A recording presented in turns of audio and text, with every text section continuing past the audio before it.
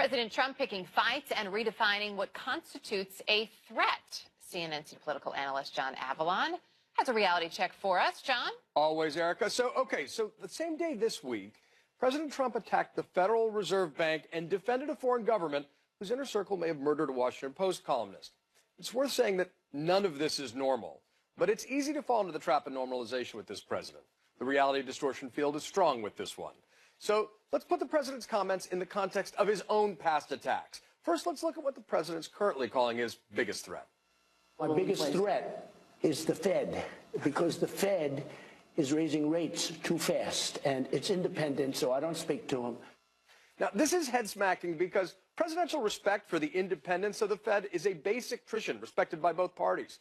But let's take a look at what else the president has called the biggest threat in the past. That list includes the debt, which is a bit ironic, Obamacare, and lack of leadership. So the president's pretty indiscriminate when it comes to picking these kinds of fights. But that fighting spirit has an odd way of evaporating when he's confronting a real bully on the world stage. Now, of course, the latest example is reluctance to pass judgment on the Saudi royal family when faced with overwhelming evidence. Let's take a listen. They deny it. They deny it every way you can imagine. It sounded to me like maybe these could have been rogue killers. Of course, that's not all. In another interview, he defended the Saudi regime by saying this all could be a case of guilty until proven innocent, directly drawing a comparison to the accusations against Supreme Court Justice Brett Kavanaugh. That's known as not helping. But it's all part of a pattern. For example, you know what's easy to condemn? Nazis. But the president, of course, couldn't bring himself to do even that. You also had people that were very fine people on both sides. But when it comes to Trump's refusal to confront and condemn a bad actor on the world stage, there is still no close second to Vladimir Putin and Russia's attempt to interfere with our election on Trump's behalf. It could be Russia, but it could also be China. It could also be lots of other people. It also could be somebody sitting on their bed that weighs 400 pounds. I believe that President Putin really feels, and he feels strongly, that he did not meddle in our election. Knowing something about hacking, if you don't catch a hacker, okay, in the act, it's very hard to say who did the hacking. Stunning. Now, this president loves to punch down, attacking independent individuals and institutions, but he's exquisitely sensitive when it comes to not rushing to judgment against dictators and thugs. Now, one more thing deserves a quick reality check, guys. Senator Lindsey Graham was asked on Fox the other day about Elizabeth Warren's DNA test. And that's where things went wrong. He expressed a half-joking horror of what the results of his own DNA test might be. I'll probably be Iranian. That'd be like terrible. Oh, they're great people, just bad leaders. Bad leaders. All right. I'm not in the Ayatollah branch. Yeah. I think the obvious problem is that he offended a host, millions of Persian Americans, Iranian Americans, who saw him reacting with horror to the idea that he might be among them. So just a reality check on that front. Not only, of course, are we a nation of immigrants, but let's take a second to remember and appreciate the extraordinary Iranian Americans who helped make our country great today. For example, Pierre Omidyar, the president of the Carnegie Corporation, Vartan Grigorian, Uber CEO Darak Al-Shashari, and our own Christian Anandpour. So it's a great community that doesn't deserve a diss from a sitting senator. Lindsey Graham had some chuckles over that. Thanks so much, John. Appreciate it. Thank you. So, the Red Sox... I'm not giving cover at all. Saudi Arabia has been a very important ally. We need to send a powerful message here, not one that tries to create spin. Pompeo told MBS that he has to own this situation. I think he's much more serious than the president about how to deal with this issue directly. The trip was more about getting the stories to coordinate than a fact-finding mission. Sources believe there could be more criminal indictments. They brought in Paul Manafort for at least 9 interviews. People close to the president cannot imagine that he's going to be indicted. I would be very worried if I was President Trump. We're going through the quiet before a storm. This is New Day with Allison Camerata and John Berman. Good morning. Welcome to your new day. It's Thursday, October 18th, 8 o'clock in the East. Allison is off. Erica Hill joins me. The Red Sox are 1 win away from the World Series. And that's the most important headline for John Berman today. Thanks so much for joining us. Now, look, we have big news. This morning, the White House and their friends in Saudi Arabia trying to get their story straight. The Washington Post reports that the Trump administration and the Saudi royal family are searching for a, quote, mutually agreeable explanation of events that led to the apparent murder and dismemberment of Washington Post journalist Jamal Khashoggi. A mutually agreeable version that the Post says does not implicate the Saudi crown prince, who happens to be great friends with Jared Kushner. A mutually agreeable version might prove difficult to find, especially given new reporting in the New York Times that U.S. and European intelligence agencies are, quote, increasingly convinced of the Saudi prince's culpability in Khashoggi's apparent murder. So, does this mutually agreeable version of events mean a factual version of events? I want you to listen to what the Secretary of State said about that subject. I don't want to talk about any of the facts. They didn't want to either, in that they want to have the opportunity to complete this investigation in a thorough way. We don't want to talk about the facts as part of this investigation. In just a few hours, the Secretary will brief the President about his meetings with Saudi and Turkish leaders. The Secretary has been criticized for this, the smiley photo op with the Saudi crown prince. So perhaps because of that, sources wanted CNN to know that the Secretary was tougher behind closed doors. The source claimed that Pompeo told the Saudi crown prince his future as king would be in peril if he does not own the situation. As all of that is happening, Special Counsel Robert Mueller's Russia investigation is still quietly moving ahead. And just to put in perspective for you what's happening, because as we know, there aren't any leaks with that investigation, Mueller's team had at least 9 meetings in the last 4 weeks with former Trump campaign chairman Paul Manafort and his lawyers. White House insiders expecting more indictments after the midterms, with a report likely to be released by the end of the year. And all of this as Deputy Attorney General Rod Rosenstein grants a rare interview to the Wall Street Journal, inviting the paper in, insisting the probe is, quote, appropriate and independent, going on to say the public will have confidence the cases we brought were warranted.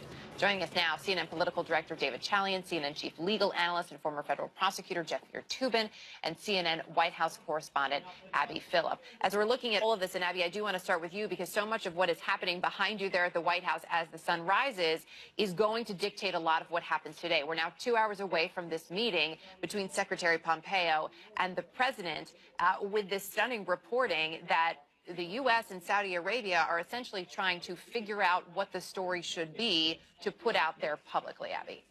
Yeah, this is going to be a really important meeting that's happening in a couple of hours, where Pompeo is going to sit down with the president and basically tell him what he learned privately in those conversations with the Crown Prince and with King Salman. And what we have heard from our sources, as you noted, was that Pompeo delivered a message that the Saudis need to come up with something over the next couple of days that they can say about what they believe happened. And the question will be, does President Trump think that is plausible or not? It is going to hinge on whether or not it implicates the Crown Prince or not. The president has said if they knew about it, that would change his mind about the situation. Now, I would argue that what the Crown Prince and the Saudis are able to come up with is going to be different in some ways from what the Turks are learning and what they apparently have in the way of audio recordings or even video of these individuals or what happened inside of the consulate. So it's not just going to be what the Saudis can come up with. It's also going to be how does that square with what other evidence there is out there. And I think the president has a choice to make. Does he take the Saudis' word for it, or does he decide that it is just too much for the United States to be implicated in this situation, an apparent dismemberment inside of the Saudi consulate that implicates human rights and has really broad implications for foreign policy well beyond the Trump administration? You know, David Chalian, Abby just said the secretary will tell the president what he learned. What possibly could he have learned if the Secretary of State told us that the Saudis didn't want to talk about the facts? That's a stunning statement to have heard from the Secretary of State, especially now given the reporting from the Washington Post that the White House and the Saudi royal family are trying to cook up a story. I know that sounds pejorative there, but a mutually agreeable version of a story that doesn't implicate the Crown Prince doesn't sound like let's let the facts dictate where we go on this. Right. It's certainly not impossible that a mutually agreeable version and a factual version of the same thing, but it's certainly not likely, John. And there should be one version here, and that should be the version of the facts of what happened, and then the chips should fall where they do. I mean, we are in a moral authority test here for the president. And you'll recall a little over a year ago when we were all looking at the terrible incidents in Charlottesville. It was pretty much at that point that the president had sort of relinquished the moral authority of his office. That was in a domestic context. Then in Helsinki with Putin in July, we saw him abdicate that moral authority yet again on the world stage. And this is another test. And at the moment, with talk like that Pompeo saying, I don't want to talk about facts, we're going to get into a mutually agreed upon story, as you say, the Washington Post is reporting, the president doesn't seem to be passing this current moral authority test either. But we're just remember, the administration has decided that we are all in with Saudi Arabia as a check against Iran in the Middle East. You know, with all respect to this terrible situation regarding what happened in Turkey, the Saudi Arabian government is in the process of something like genocide in Yemen, that they are killing thousands of people. There is a possibility of mass starvation in Yemen. Children are dying. So it's not like this is some isolated incident where, you know, it's a departure from the way Saudi Arabia usually behaves in international relations. They are killing people with abandon in Yemen. So it's the moral character of the Saudi regime, putting aside how they treat their own people in terms of executions, in terms of the treatment of women, is hardly a mystery here. There's also, I mean, even just let's strip all of that away for just a minute. And we're talking about we have to get to this mutually agreed upon place.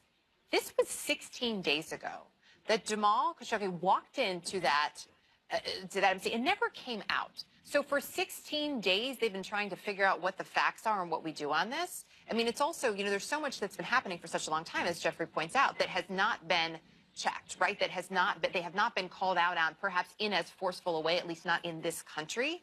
This is also a departure. And I wonder how much of that they're trying to deal with, and they're really trying to game and say, well, how much further can we push this? Because the U.S. has never really pushed us on anything before. So what's to say that this is any different, especially when we've been allowed to, you know, string people along for more than 2 weeks? I mean, they, you know, starting with the president's first international trip, which was to Saudi Arabia, and we know about this, you know, this the bromance between the prince and, you know, and Prince Jared Kushner.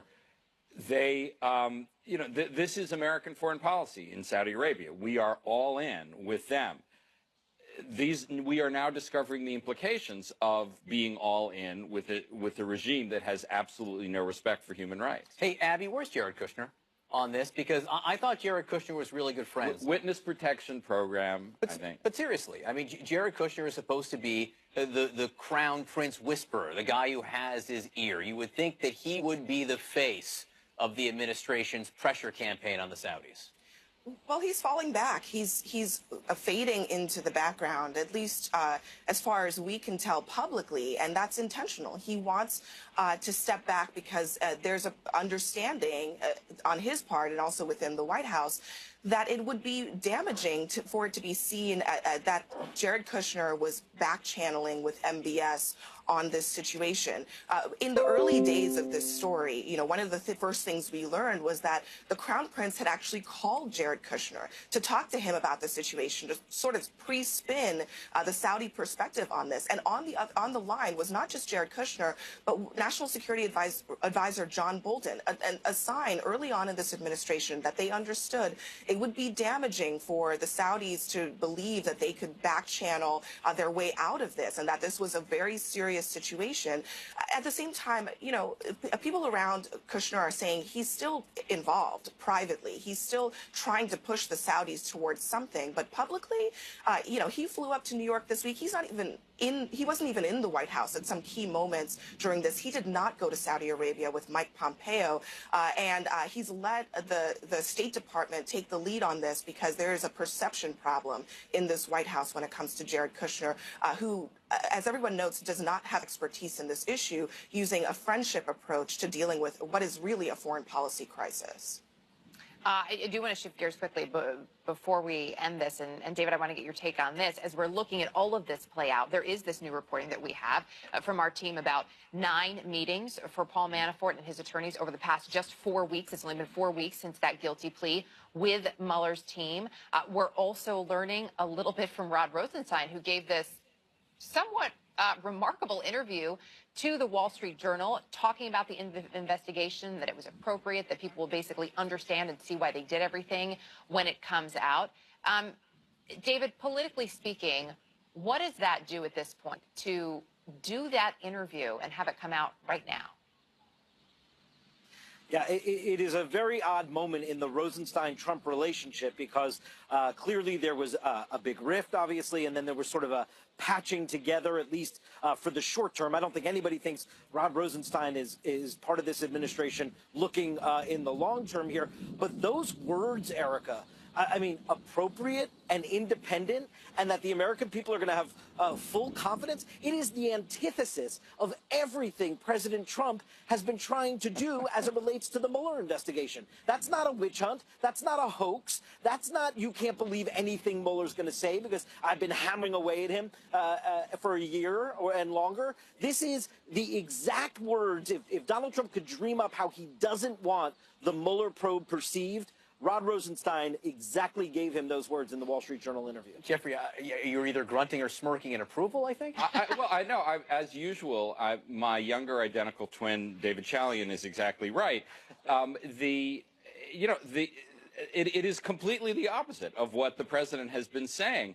And, the question is, what happens to Jeff Sessions? What happens to Rod Rosenstein? And thus, what happens to Robert Mueller after the midterms, when the president will presumably have a freer hand to dismiss people?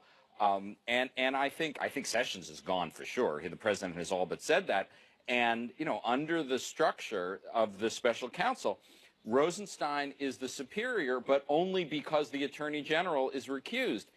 Mueller may have a new boss starting very quickly, and that new boss may do the president's bidding and get rid of him. So, I mean, things will change. How they'll change after the election, that's why we're in the news business. We'll find out. That and to spend time with people like you. Jeffrey, Yes, David, Abby, thank you very much. We do want to get some breaking news in the investigation into the disappearance and apparent murder of a Washington Post columnist. We are getting newly released surveillance images which capture a Saudi intelligence officer in Istanbul on the day Jamal Khashoggi vanished after entering that Saudi consulate in Istanbul. I want to get straight to CNN's chief international correspondent, Clarissa Ward, who is live in Ankara with these breaking details. Clarissa? That's right, Erica. So Turkish media has released what it purports to be surveillance photo images of this man. He is one of the infamous 15 Saudi nationals who flew in for the day on the disappearance, on the same day as the disappearance of journalist Jamal Khashoggi. What they essentially show, the first one shows him arriving at the consulate just about 9:55 a.m., so just before 10 a.m. Then the second image, sometime later, about 4:53 p.m., shows him leaving the consul general's residence. Presumably, the Turkish authorities believe the murder took place in the hours before that second photograph was captured. The third image from surveillance footage shows him checking out of the Movenpick Hotel in Istanbul. Interesting side note, he had checked in for 3 days, was expected to stay for 3 days, but then checked out suddenly in the afternoon. And then the fourth photograph shows him arriving at Istanbul's Ataturk airport around 6 p.m. We then know that he got on the first of two planes that went back to Saudi Arabia. What's interesting specifically about all of this, Erica, is the man who appears in this surveillance footage. His name is Maher Abdelaziz Mutreb. He is, as you mentioned, a colonel in the intelligence services. He is a former diplomat, but most importantly, he is part of the circle of the Crown Prince, Mohammed bin Salman. He has been photographed many times with the Crown Prince. Turkish authorities here saying they expect their side of the investigation to wrap soon. John? And again, this is what makes it so stunning that the United States and Saudi Arabia, according to the Washington Post, looking for a way to explain this that doesn't implicate the Crown Prince when we see pictures of people with clear links to the Crown Prince. All right, Clarissa Ward, thank you so much for your reporting on this. Very, very important. The New York Times reports, in addition to all of this, that U.S. intelligence agencies increasingly convinced that the Saudi Crown Prince is culpable in Khashoggi's apparent murder. We're going to get with a reaction from a congressman who met with the Crown Prince next. The president once again said he was going to take a wait-and-see approach. We need Saudi Arabia in our fight against terrorism. We'll get to the bottom of it. I cannot imagine anyone doing that without MBS having said, make this happen. Pompeo told the Crown Prince it's his responsibility. He has to own it. This is not working. They're really giving them a free pass at this point. Rosenstein said that the Mueller investigation is appropriate and independent. That is Rosenstein building a wall to protect Mueller, knowing that Trump may move in. Paul Manafort was cooperating. He's been in with the special counsel's team 9 different times. We're expecting November and December to be extremely busy. This is New Day with Allison Camerata and John Berman. All right, good morning and welcome to your new day. Allison is off. Erica Hill joins me this morning, which is awesome. Always a pleasure to be with you. All right, this morning the Trump administration and Saudi officials, they're trying to get their stories straight.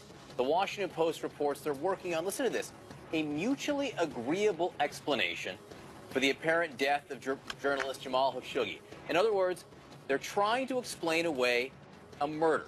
Sources tell CNN that Secretary of State Mike Pompeo privately warned the Saudi crown prince that his future in king is in peril if he does not own the incident. Now, why did they do that? Well, Pompeo was roundly criticized for this very smiley appearance with the Saudi crown prince. So people close to Pompeo wanted the world to know that behind closed doors, he was tough with the Saudi leader. He is expected to brief the president in about 3 hours. As we said, we don't know what the demeanor will be because the president himself has been dismissive of the events in Saudi Arabia. One of the questions is, will the mutually agreed version of events be a factual version of events?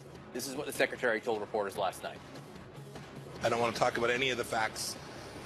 They didn't want to either, in that they want to have the opportunity to complete this investigation in a thorough way. In a thorough way, but they didn't talk about facts. One problem, the president seems determined to provide cover for the Saudis, despite mounting evidence of their involvement in Khashoggi's disappearance. The president claims he just wants to find out what's happening.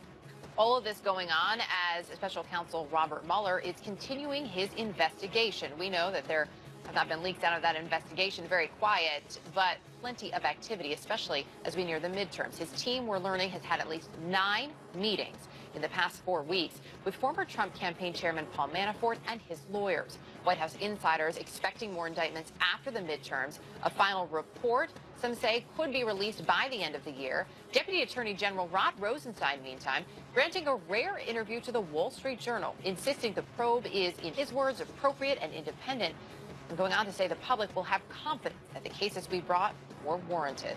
Joining us now, former federal prosecutor and CNN chief legal analyst Jeffrey Toobin, former Clinton White House press secretary and CNN political commentator Joe Lockhart, and CNN White House correspondent Abby Phillip. And Abby, I just want to start with you because it's fascinating what we've seen overnight. The reporting that they're working on getting their story straight, which is remarkable, to put it mildly. Any further clarification out of the White House this morning on what that story should be and whether it should be, in fact, based in fact?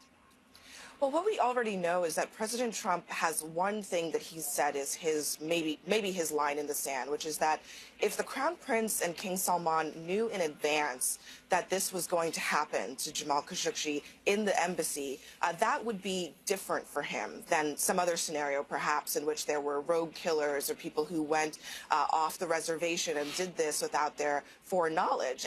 But at the same time, we also know that the administration wants the Saudis to do their own investigation.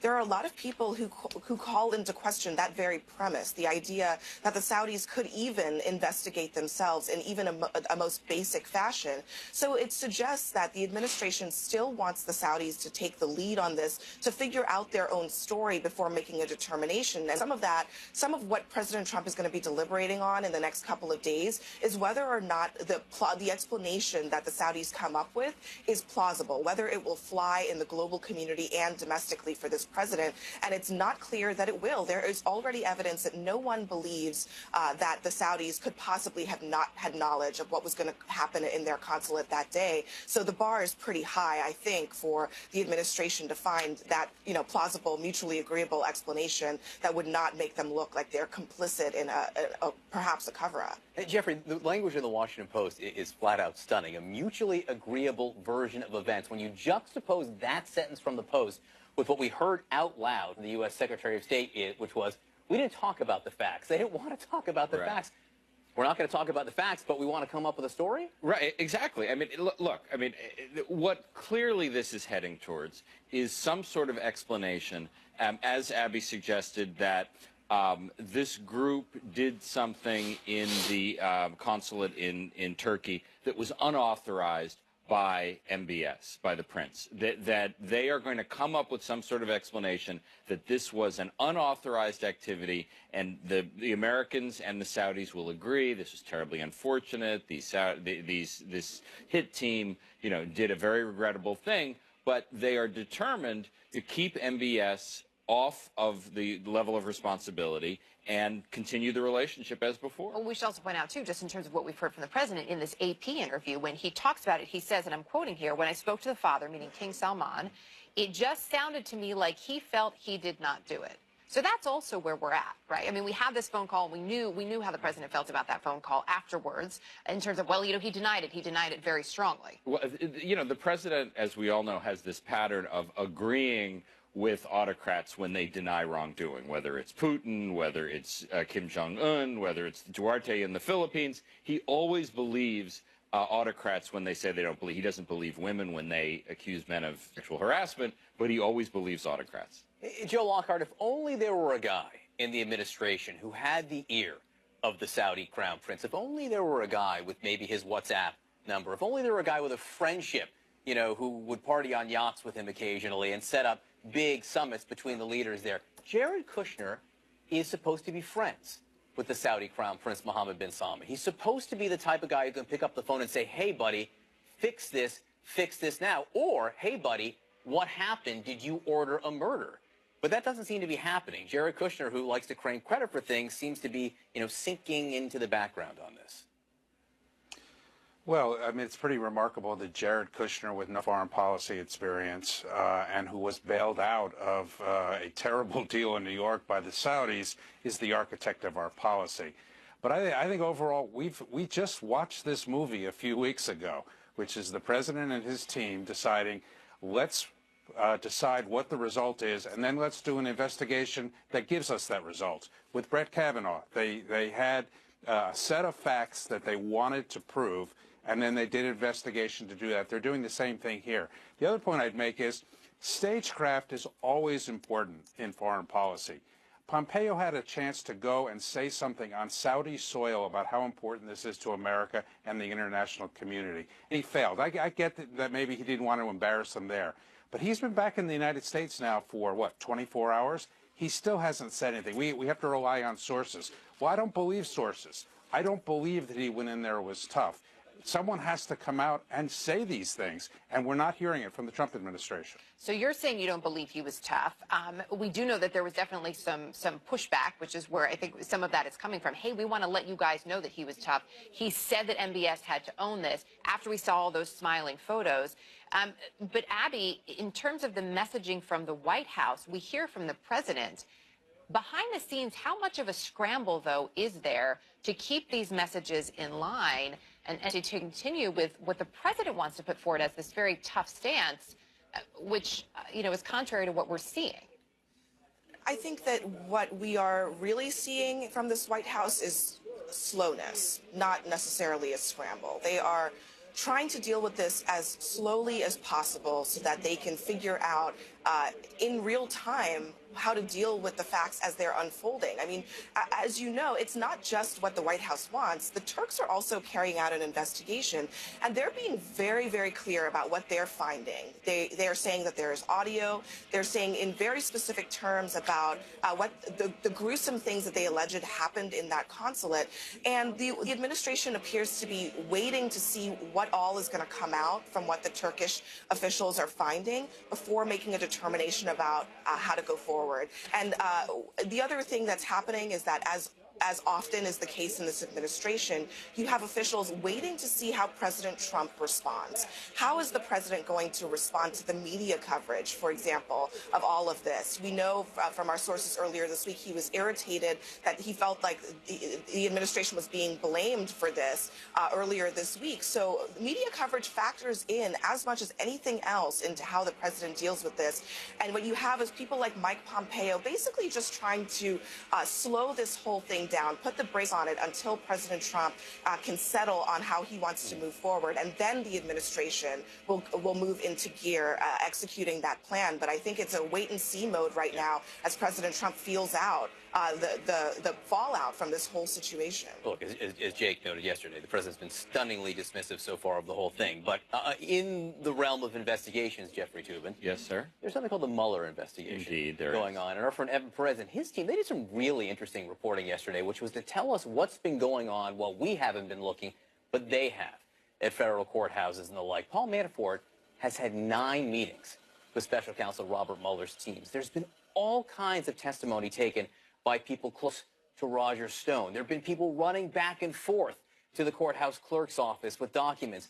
There seems to be a lot going on in Mueller world. Well, there are 2 things going on. There is a investigation that is proceeding, and the second thing is there are no public disclosures. I mean, after the James Comey interference in the 2016 election, the one thing the Mueller team is not going to do is come out with any significant news in the last month before the election, which is where we are now. So we are not going to hear anything publicly. But as our team has reported, they are continuing their work. And afterwards, the question of will there be more indictments? Will there be the first of probably several public reports from the Mueller office turned over to Rod Rosenstein, if Rod Rosenstein is still there after the midterms?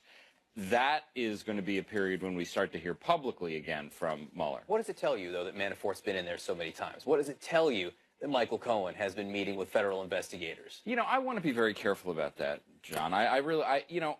There are obviously people who are very important in this investigation, but their repeated presence doesn't mean there's going to be another indictment. I just really don't know that, and I try not to speculate more than is justified. And just the fact that they've spoken often, I don't think tells you anything in particular.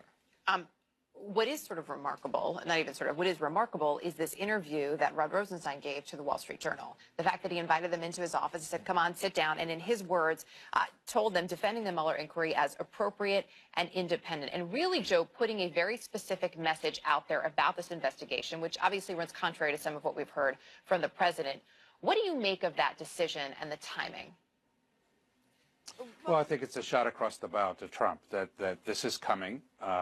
I think Mr. Rosenstein wants this thing wrapped up. I think that's been in some of the reporting.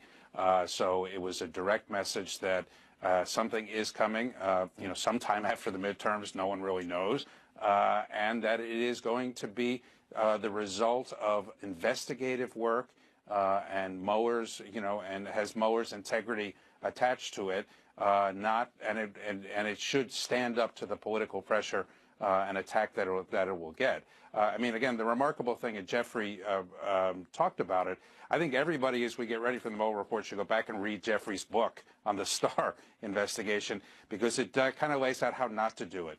We don't know what Mueller has, and that's the way it should be. He's done this work very responsibly, and we all just have to wait now. Abby, go ahead. Let's talk about what a brilliant man Joe Locke is. I was going to say. With exquisite literary taste. The book is called The Vast Conspiracy. Which book was that? Do you know anything about Patty Hearst? What? Yeah, no, that's all right. We have So, Abby, what Joe was getting at, in addition to selling books for Jeffrey Toobin there, which is that nothing in Washington happens by accident. And Rod Rosenstein, the Deputy Attorney General, who doesn't really talk to the press, invited a Wall Street Journal reporter in. Invited a reporter in for a sit-down interview to answer questions on the record out loud about the Mueller investigation. And you just have to wonder what's going on there, especially when he apparently had a friendly plane trip with the president where they talked about staying on the job at least for another 3 weeks.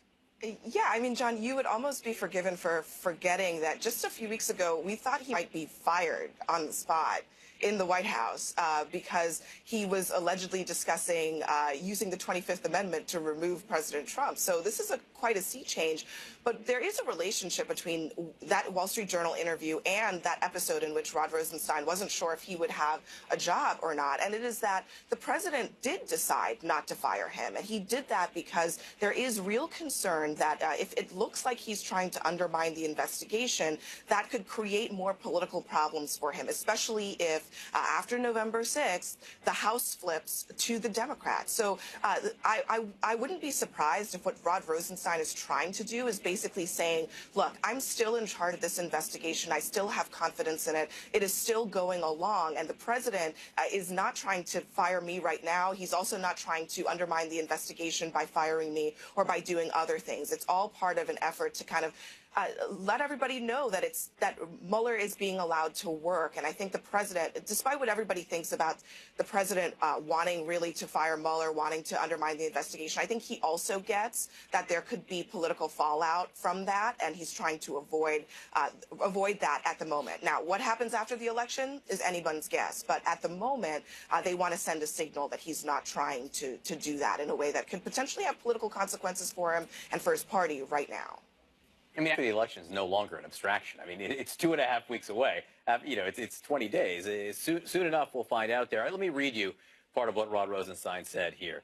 I committed I would ensure the investigation was appropriate and independent and reach the right result, whatever it may be, Mr. Rosenstein said, referring to comments he made during his confirmation hearing. I believe I have been faithful to that. Joe.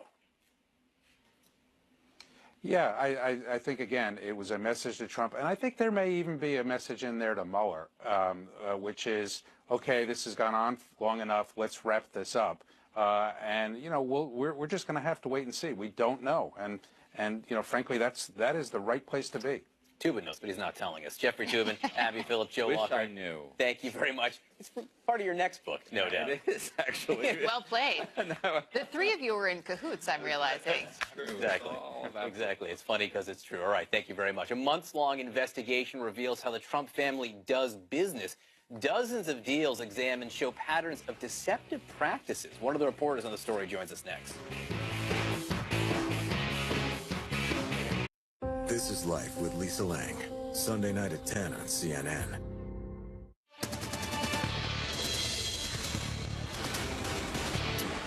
An 8-month investigation reveals the president and his family regularly misled and deceived potential investors and buyers in order to profit off their real estate projects. Joining us now is one of the reporters on this investigation, Heather Vogel. She's a reporter for ProPublica in WNYC's Trump Inc.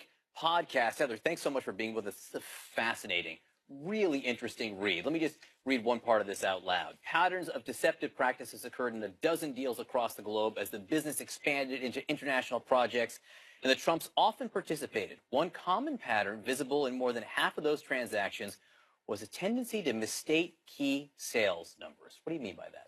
Right, exactly. Thanks so much for having me on. What we found was that what the Trumps were doing was they would go out and they would publicly say things like, you know, in Panama, Ivanka saying, we're more than 90% sold, when in fact they were only 79% at best sold at that point. In Soho, we're 60% sold when they were only 15% sold at that point. Donald Trump at one point was talking about the Fort Lauderdale project. He said we're pretty much sold out when they were only about 62% sold.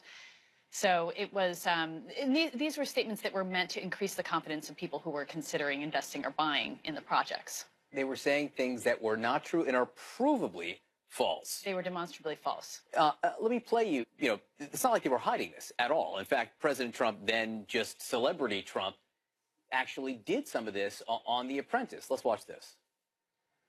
Honolulu's world-famous Waikiki Beach is one of the most popular tourist destinations on Earth. That's why I'm building the magnificent Trump International Hotel and Tower here. The Trump International Hotel and Tower will feature just over 460 units with state-of-the-art amenities and breathtaking views. And then he told the Wall Street Journal that this building is largely opened by me and being developed by me, which wasn't true. That was the other pattern that we saw, was the Trumps representing that they were developers, that they had a financial stake in these deals. And it gave the impression that they had basically were risking their own money in them and that they were more involved financially than they were. So one of the things we know is that when he remade his fortune after losing it all in the casinos and whatnot, it was by licensing, and that was by selling his name. But, which he would do. He would do, and he made a lot of money off of that, and that's a good business. But then at the same time, he was claiming to have his own money in these buildings. Why was that important for selling things? Well, that was important because they were trying, these were deals that needed outside investment. And in order for that to happen, you needed two things. You needed buyers. You needed people to commit to buying these buildings, into these buildings, even before they were built. And you also needed lenders. You needed people to lend money, and the lenders would be watching the buyers to see how many people bought into them. So, what the Trumps were, their job was to go out and drum up the buyers, which is, fine. The problem is that they were saying things that were not true in order to do that. Or they were lying. If you read your story, you make that case. So, not true, does that mean illegal? Well, that's a very good question. There were prosecutors in New York that had wanted to indict Trump's children for making some of these misstatements. We spoke with one federal prosecutor who said that the patterns and behaviors we had described bore a resemblance to the elements that he'd seen in fraud prosecutions and fraud investigations. Fraud is not unusual in real estate, unfortunately, but it is illegal. And in this case, there were a lot of people that were hurt. But they were not prosecuted, have not been prosecuted. They have not been prosecuted. And as far as you know, any active efforts to do such? I don't know anything of any. And you did bring up the kids there. Ivanka Trump is all through this story you wrote, and we often hear the president inflating numbers to sell things. But what was really interesting was seeing her do the exact same thing. Explain. I found that very surprising as well, that it was actually Ivanka who was making a lot of these statements. She came into Trump Organization in the mid-2000s, and Panama was supposed to be her baby, her first big deal. And we found quite a few misstatements that she made in promoting that project. Yeah, we have this right here. In 2008, Ivanka told reporters that 60% of units had sold. This is in the Soho building. The reality, a Trump partner's affidavit revealed that 15% had been sold at the time. The result of that is that that building went bankrupt. And it was a similar case in Panama City. Yeah, I mean, and that was, to me, what was really striking about these deals. That was one of the things that got me interested, is that so many of them failed. They go bankrupt, foreclosure, they were never constructed, they were partially constructed, and it just raised these questions to me of, why is Trump doing this? Why are people partnering with him? In the New York Times story from a couple weeks ago really blew a hole in the notion that he was only given $1 million by his father to make his entire fortune. Mm-hmm. We now know that not to be the case. And this story sort of not blows a hole, but it really draws questions about what he did after the year 2000 and whether or not everything he said about his fortune after that point was true. Yes, this was a very lucrative way of business model for him. He was making, we know, at least tens of millions of dollars. There's no full public accounting of everything he made from these deals. Heather Vogel, thanks so much for being with us. Among other things, we learned you grew up with Erica Hill, which may be the buried lead here. Thanks so much for being with us. Thank you very much. A good fun fact. We've always got those for you. An embarrassing error in a campaign ad. Democratic Senator Heidi Heitkamp apologizing for mistakenly identifying some women as abuse survivors.